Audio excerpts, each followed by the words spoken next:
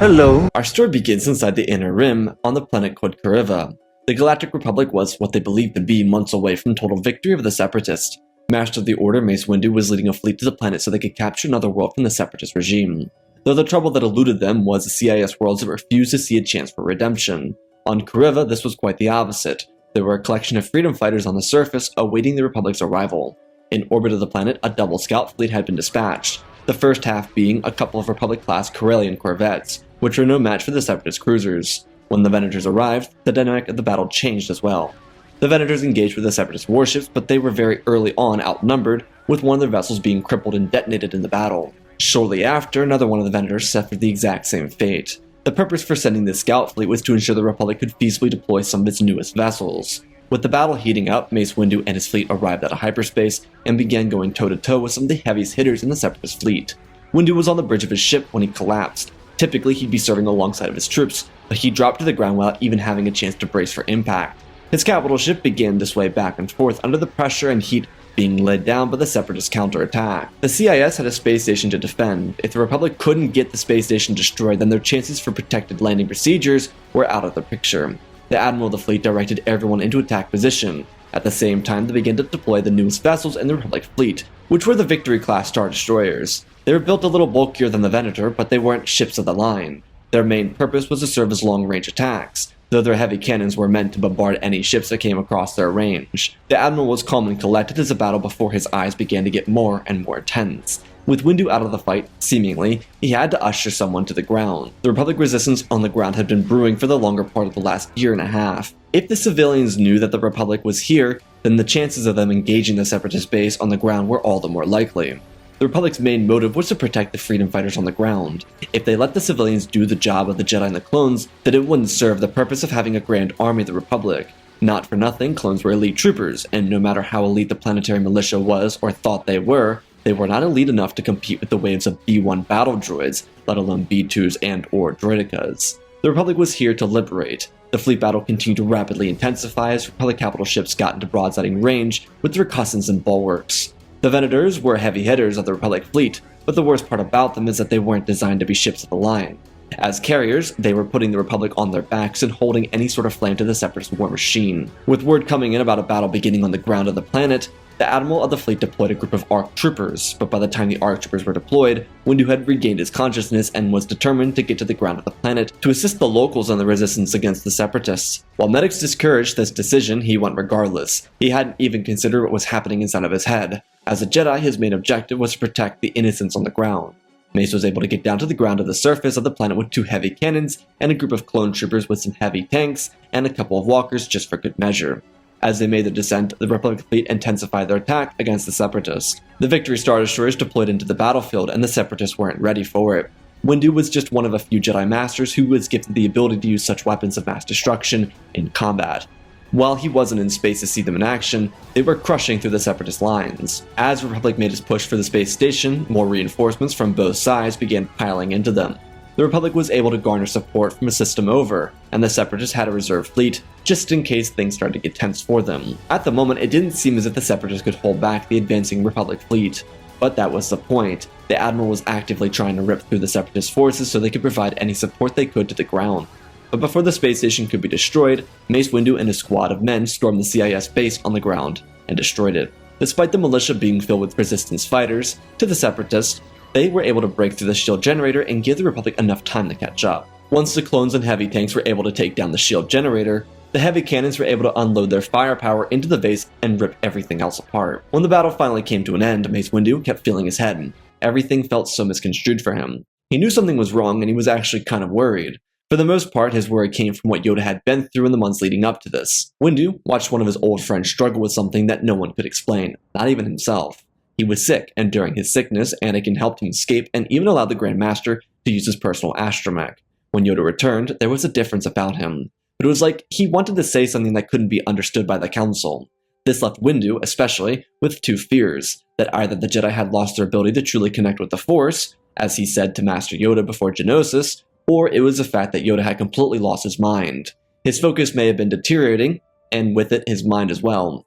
Windu didn't want that for his old friend, but the truth is, everyone had an expiration date. No matter how full of life they were or how downtrodden their path became late in life, they still would die. Yoda mentioned things that the rest of the council couldn't understand. What the rest of the council didn't realize is that Yoda had a chance to fix everything, and yet, despite the great mysteries and gifts of the Force, he hadn't set the path into direction of fixation. Rather, he stagnated after learning everything that was necessary to saving the Order. Yoda and the Jedi didn't know about Qui-Gon's survival in the netherworld of the Force, until Qui-Gon made himself known to Yoda. The Jedi Master believed that if he set some sort of guidance for Yoda to follow, he would follow it.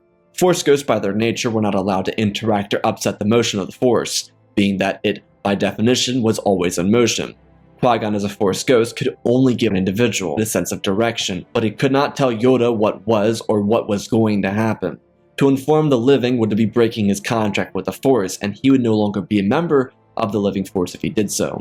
He gave Yoda the direction, and Yoda failed. More than failed, he encountered everything he needed to find victory, and when his chance for said victory to come to him, he neglected it and perpetuated his existence in complacency. Yoda fought the Dark Lord inside of his lair on Coruscant. He saw visions of Order 66. He tangled with the priestesses of the Force, and even the apparition of Sifo Dyas, a dark side version albeit. Yoda had every opportunity to save his Order from total destruction, and with months until the war was to end, Qui-Gon decided that instead of allowing Yoda's complacency to subject the Order to loss, he would perhaps send Windu on the same path. Maybe Windu would be able to find these visions of the Force, and maybe he would be able to use what he learned to save the Order, the one that he was meant to protect. As a council member, it was already his responsibility, but it was even more so his responsibility as Master of the Order. It's why trust was so important for him. He was responsible, just as Yoda was, for 10,000 Jedi. His actions reflected what he believed was best for the Order, regardless of his own personal beliefs or feelings. As Master of the Order, that was Windu's responsibility. He carried this heaviness and burden with him on the battlefield, because on the battlefront it was more than just Jedi. It was cloned civilians, militia, and sentients all around. It's why even when the odds were against him, even within his own head, he was still fighting. Truthfully, by the end of the war, Windu had gotten tired of the fighting. There had been a number of instances where he actively told the battle droids that he didn't want to fight them, he just wanted them to surrender. Windu kinda had a crazy KD, having ripped through 100,000 Type 1 battle droids during the war. That didn't even count for the other variants of battle droids or starfighters he destroyed during the war itself. He was tired of the fighting, and he was also tired of seeing his men and civilians get crushed under the metallic boots of battle droids. The CIS was ruthless, and he had noticed that the programming within the droids wasn't fully aggressive anymore, as it once was. The droids were kind of blundering idiots by this point in the war, simply due to the cost effectiveness of not having to outfit them with crazy technology. Regardless, once everything was taken care of, he made his way back up to his flagship and took some time to rest. The flagship was limping, as the battle had definitely taken its toll on her, but the victory was the greatest prize. Another planet was free, and the Republic won the battle.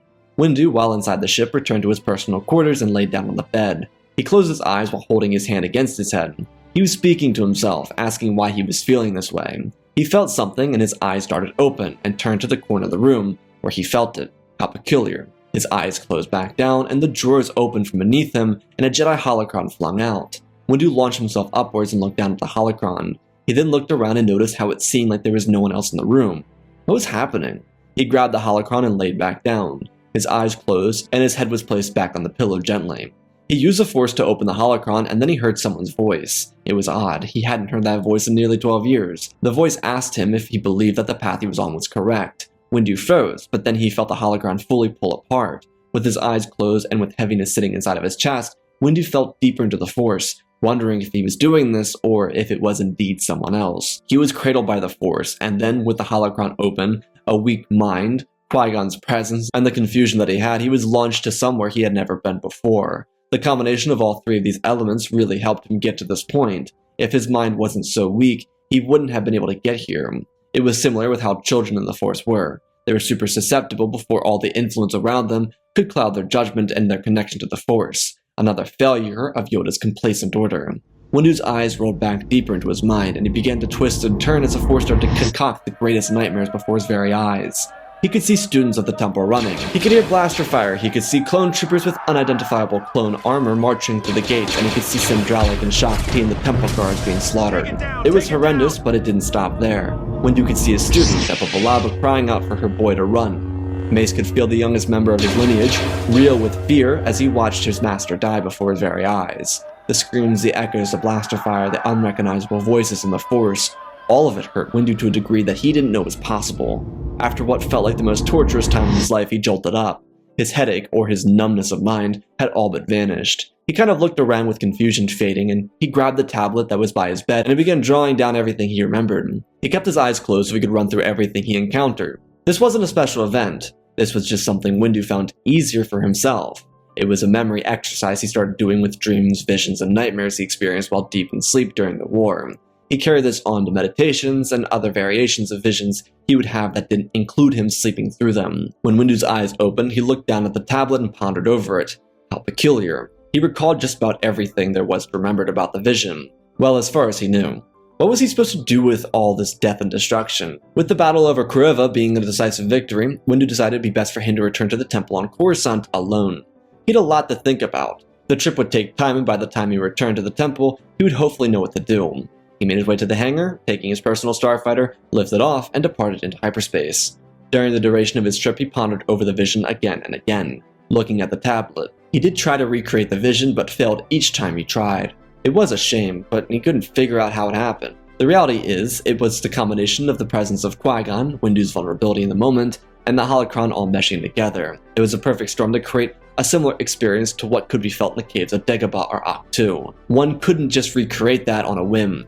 He looked over the tablet until his arrival, and then he flew his ship down into the atmosphere of Coruscant before landing inside the Jedi Temple. When he got to the council chambers, he called a session between his peers. It didn't take long for most of the council members to respond to the call. Most of them were on Coruscant anyways, and those who weren't engaged in battle were able to immediately get involved in the call. Windu wasn't sitting. Instead, he was standing in the middle of the room, which already alerted the council to the fact that Mace had something urgent on his mind that he needed to talk about. He held his tablet in his hands and scanned over what he drew and wrote down between the vision and this moment. He told the Jedi that he had a vision, before continuing expressing that as a Jedi, he knew that the Force worked in mysterious ways, and he knew that giving in to fear would be the opposite of being a Jedi. And he also knew that the Force was always in motion. But as Master of the Order, it was his responsibility to do what was best for the Jedi Order, regardless of his personal feelings. He told the Council that he believed the Jedi Order would be destroyed if they continued to fight this war. While all of Yoda's journey hadn't been disclosed to the Council, Windu knew more than most did. He continued and suggested that if the Force was telling them that their order would be destroyed by the war, then he had no other choice but to suggest the Jedi completely remove themselves from the Clone Wars. A silence ran through the hall of the Council chambers as he stood there, taking in the various responses from the Council members. He stopped and said that he understood that one who tries to change their fate often encourages it to happen, but he didn't care what happened to him. He cared what happened to his order, the one he was meant to protect. His entire role as Master of the Order led to this moment. Could he make the choice that no one else had the strength to do?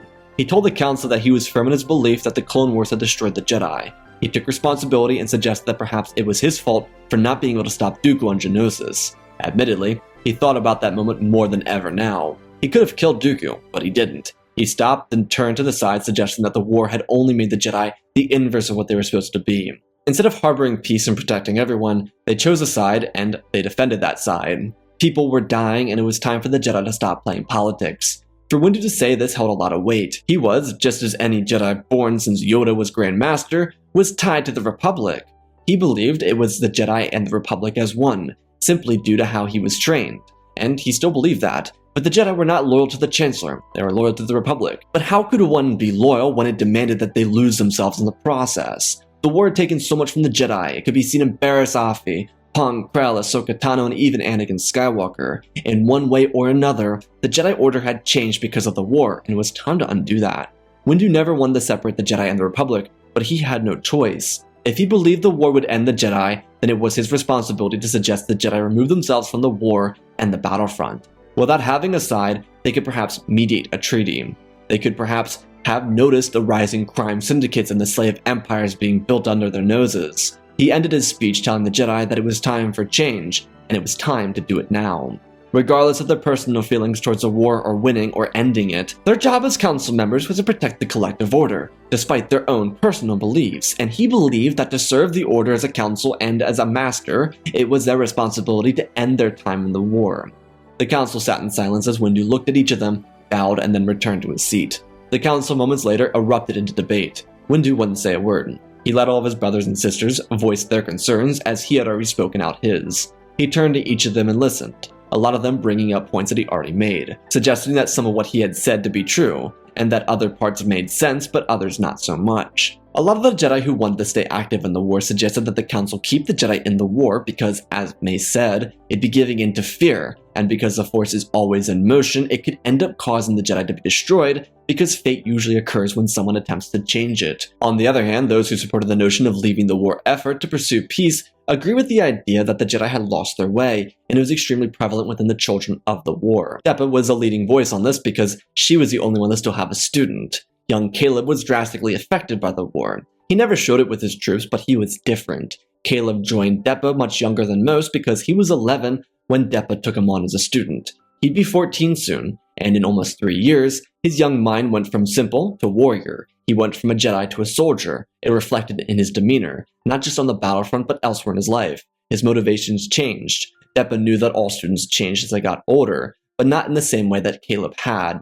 The Council, after hearing her case, and even Master Fisto's case, being that his former student was killed by Grievous at the beginning of the war, the Council put it to a vote. When the vote was counted, it was brought forth as the Jedi Order would be effectively leaving the war effort to serve the peacemaking process. Master Yoda informed the Council that he would personally inform the Chancellor of their decision. While Yoda thought of this to be simply kind, Windu wasn't fond of it. Sure, the Republic needed to know, but did they? It wasn't necessary. But the Council collectively agreed that the Chancellor should be made aware. At the same time, Windu went down to the archives to recall all active members from the battlefront and the Republic war effort.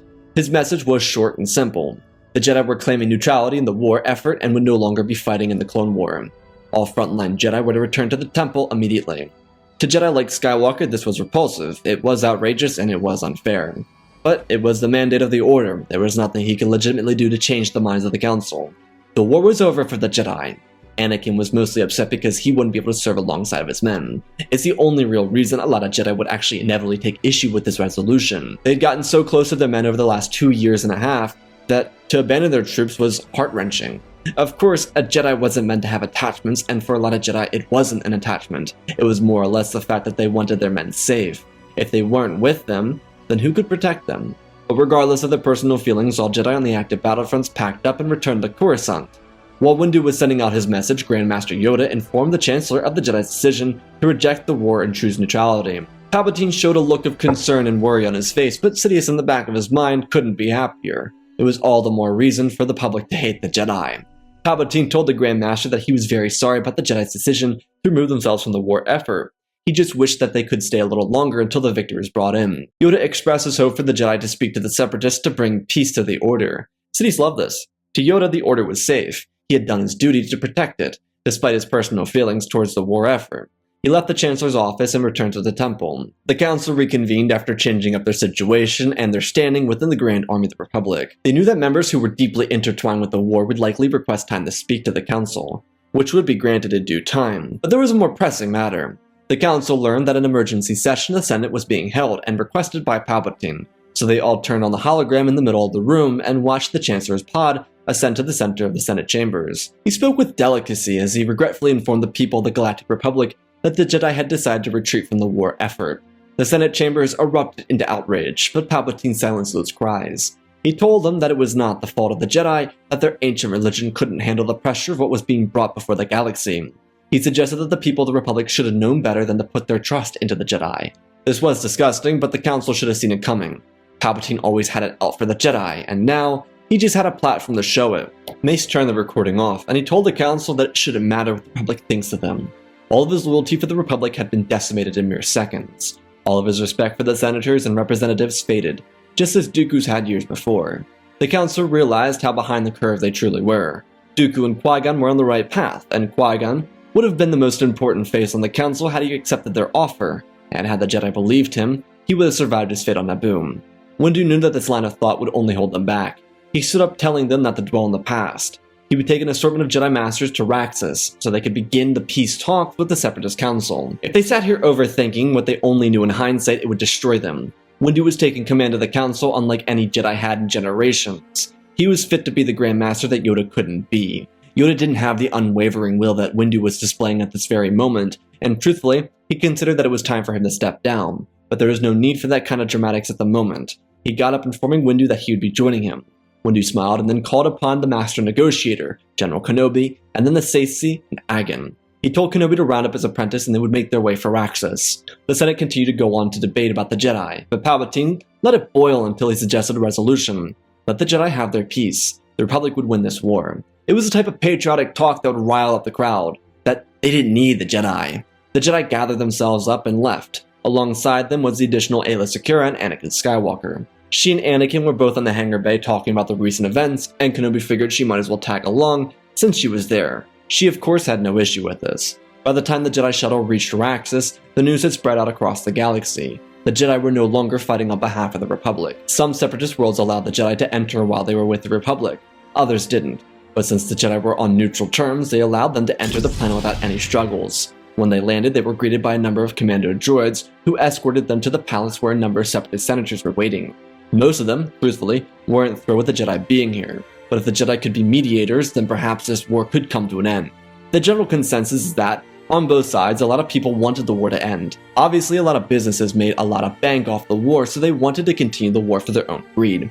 However, the main push for the act of war came from its leaders who essentially gaslit the respective governments into believing it was their directive. Dooku did this well by positioning himself and his Senate as the victims of the Republic plot.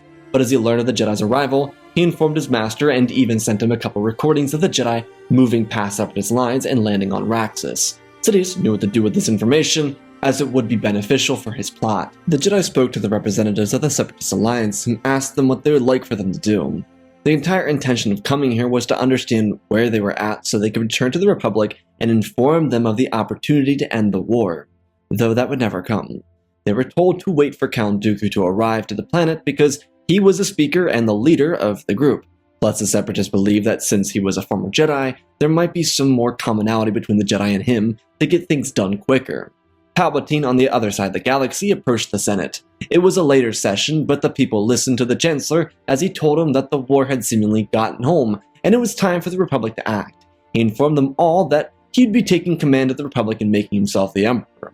The Republic was in dire need of change, and considering the Jedi had betrayed them, it was time the Republic become a galactic empire. The people were confused by this notion, and Sidious played into their feeble minds. He knew he'd be able to distract them with the idea of ripping the Republic apart and then crowning himself as Emperor. This distraction took their minds away from what he was saying in the moment, and then he used any potential outrage and shifted it towards the Jedi as the reasoning behind his desires to rip the Republic apart. And it worked to perfection. They saw this rapid change as something created by the Jedi, and Sidious continued and told the people that they could fix it all with one decisive action. And it was all done. It didn't take an army. It took a couple of Venators, and they appeared in front of the temple in the middle of the night. Luckily for the Jedi, there had been a few individuals awake watching the Senate, and they were able to alert the council members present and Zendralic, but it didn't really do much. The temple was bombarded, and most of those who were inside the temple died in the explosion. The ancient home of the Jedi was nothing but debris, lying in a pile of ash. What made it even more of a tragedy is it was widely supported by the Senate. The clips of the Jedi landing on Raxus were displayed inside the Senate session, and it spread like wildfire. And just like anything, all Sidious had to do was sprinkle some incriminating sentiments around the images, and people believed it. The Jedi on Raxus felt the terrible shift in the Force. They had been in talks with Dooku and the other Separatists for hours. They all felt it. The pain, the agony, the terror. It was all too much to bear. Windu felt so much shame in the moment, believing that his actions directly resulted in the destruction of the Jedi Order. They of course didn't know what it was, but they had a feeling they all knew what it was. When the council members turned on a broadcast, all they saw was a destruction on Coruscant. It was horrendous. They seriously couldn't believe their eyes. How was it at all possible that one man could be so evil?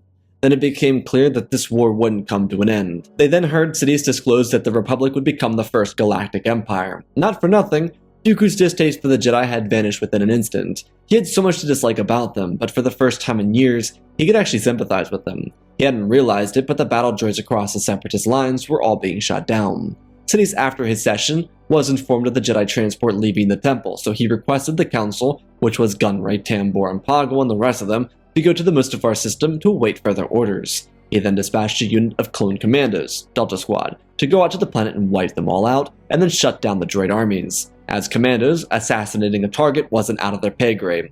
Plus, he knew he could champion the clone commando squad for their actions. So while the Jedi and the CIS were trying to bring an end to the war peacefully, the end of the war had already been decided by Sidious. He knew at this point that Anakin was in deep enough with him that he wasn't concerned about him being a Jedi or not. He had the Republic, and now the Empire, under his control, and all he needed to do was tie off the loose ends. Dooku excused himself. He was going to send Grievous and a fleet to Coruscant, but Grievous was furious. He accused Dooku of betraying him. Dooku was equally confused when Grievous informed him that every single battle droid had been shot down.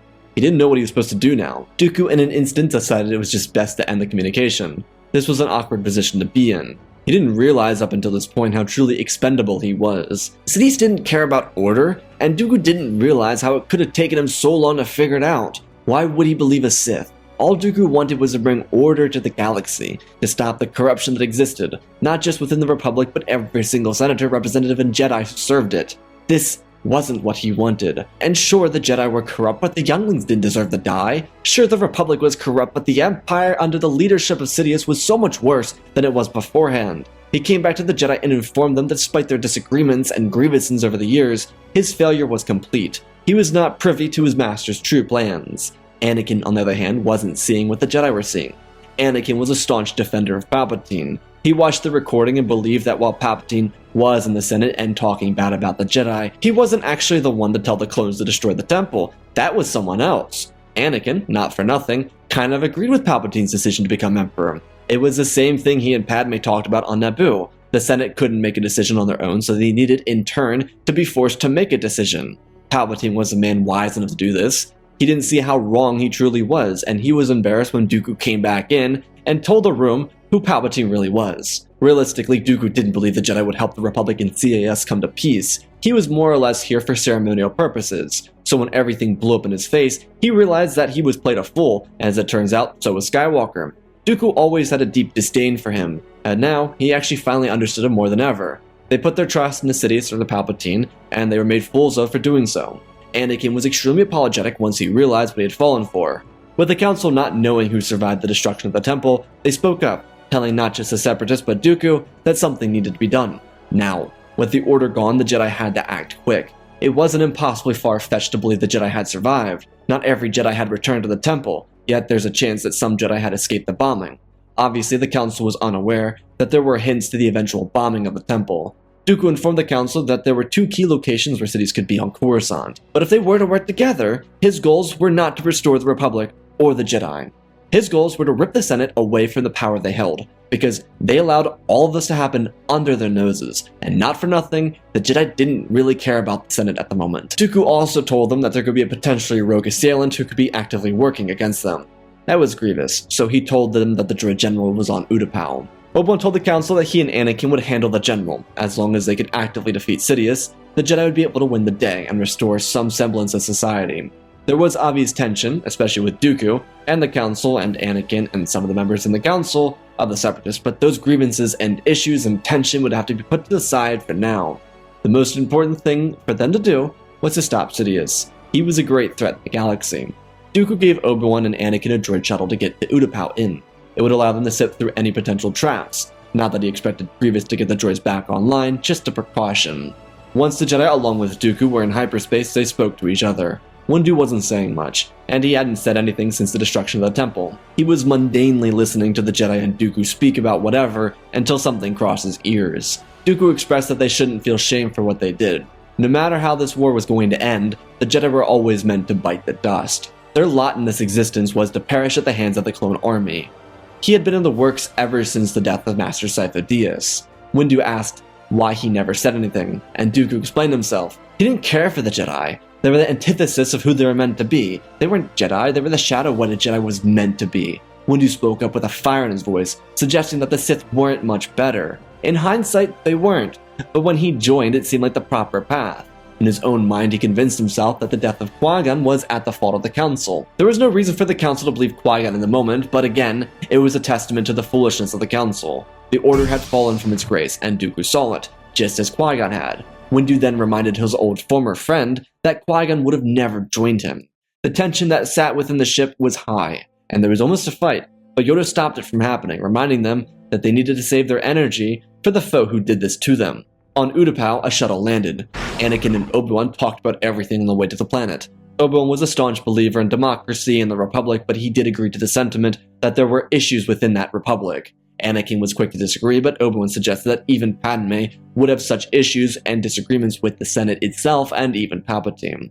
This was true, and Anakin had mostly neglected it for the longest time. Seeing what Palpatine had done in such a short period of time was kind of an embarrassment for him. Not quite the embarrassment it was for Obi-Wan. Dooku literally told him who the Dark Lord of the Sith was. While Windu was eating a lot of guilt, others were as well, and Obi-Wan felt the guilt the most because he knew who he was the entire time.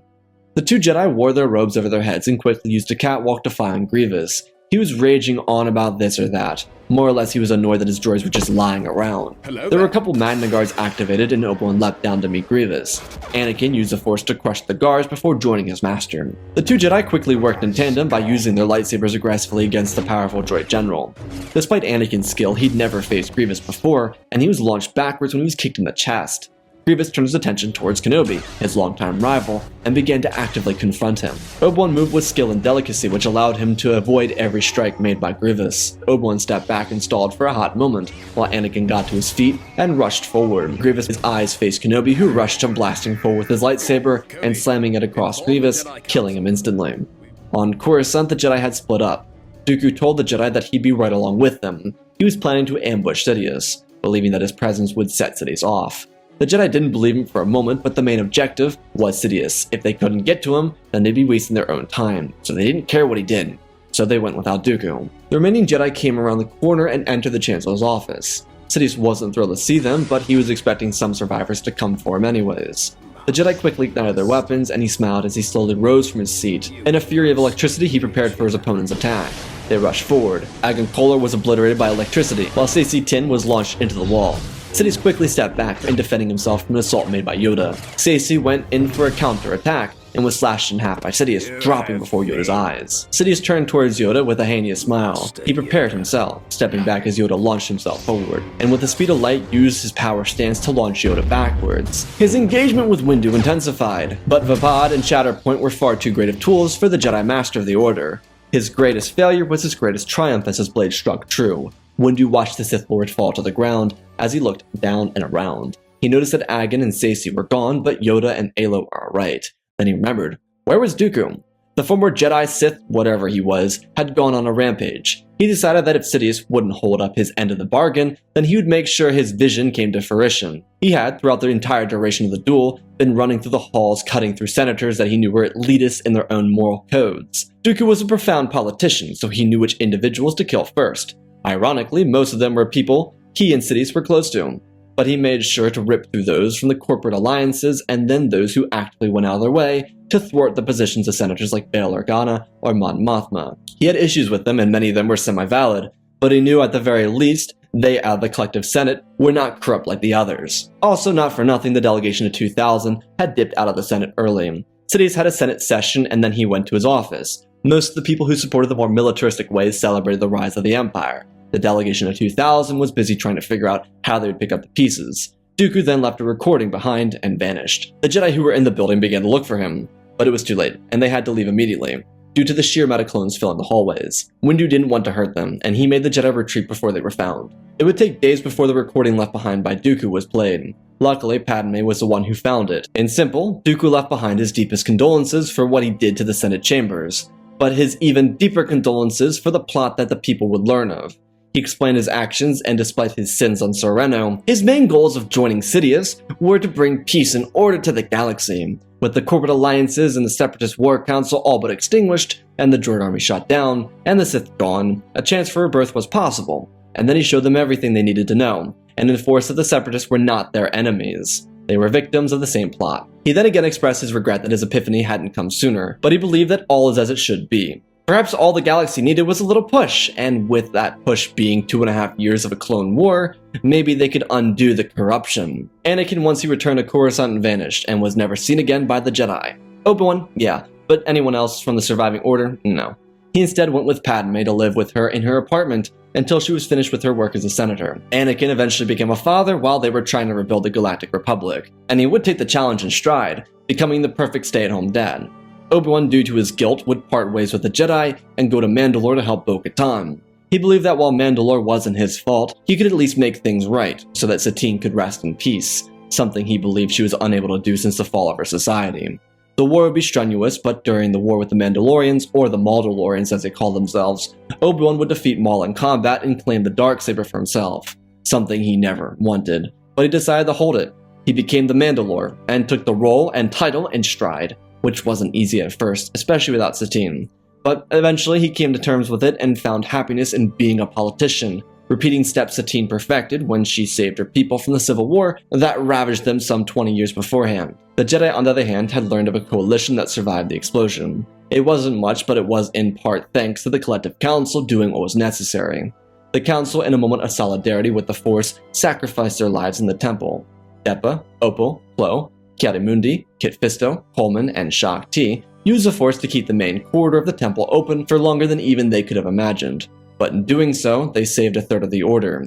They were there to hold the ground, and everything that wasn't under their bubble protection was destroyed, until each of the younglings that they were protecting were able to escape. The tragedy is, many Jedi believed that the Order had failed them, and so that 1/3 of survivors vanished. Only a 10th of them returned to Yoda, Windu, and Ayla. Out of 3,000 or so survivors on world, only 300 of them wanted to continue their journey as Jedi. This was added to the 234 survivors who were off-world when the temple was destroyed. Though once Maul had been killed, the Sith ceased to exist. There were individuals of the former Order that wanted to chase the darkness, but none of them ever got further than the place that Dooku was. Most of them got their blades to hold an orange-like haze, but never a crimson glow. These individuals never exacted pain onto others. They simply existed as self-trained individuals in the galaxy. The Jedi themselves would go to Tython to try and rediscover their past. This went for most of them. Yoda instead went to Ahch-To to reconnect with the Force before he himself passed away. Windu would become the Grand Master of the Order, seeing his failures and the failures of the Jedi before the fall, and help restructure what had been lost since the Jedi had truly lost themselves. And that, my friends, is our story. Again, special thanks to Galavan Gaming, Tristan, Darth Revan, Pimp Daddy Bane, The Last Jedi, Apollo, Weewu670, Anakinskywalker Runner, CT7567, Oz of Oz, Darth Nox, The Eternal Padawan, Jenna Deguin, Sans the Skeleton, Jedi Sloth, Mr. Yeet Gamer, Lord Kali, Youngling Slayer 66, Mad Many Studios, Anakin003, Forder's Legacy Star Wars, Lemon Knight, Rex the Wolf, the man with 3 first names, Dark Saint 46, Baron Joshua, and Lord Deadwing for supporting the channel. Smash the like button if you want to support me in other ways. Go check out the Patreon. Sith Clone Wars is finishing up. I'm like halfway done. The final episode of the season. By the way, did you like the new editing style? I wanted to try out something new. So let's talk about the story. I think getting away from Revenge of the Sith in this particular topic worked really well for it, because just doing the story around Revenge of the Sith doesn't allow that much time for leeway to happen. That's like a 3-day, 4-day movie in the time frame that happens, and so choosing a time that's beforehand allows for a lot more to happen in the story, which is why I did it. The main focus of the story was Mace Windu, which allowed me to do a deep dive on Windu's character, which we've done before, but in a different circumstance, in a different light. And also allowing Palpatine to kind of feel cocky enough to do what he did in the story. I'm happy with that. I feel like he, at that point, would believe that Anakin would still follow him, kind of follow him blindly, which is what he kind of did until he didn't. But yeah, I hope you all enjoyed. Anyways, I love you all, spread the love, and always remember, my friends, may the Force be with you.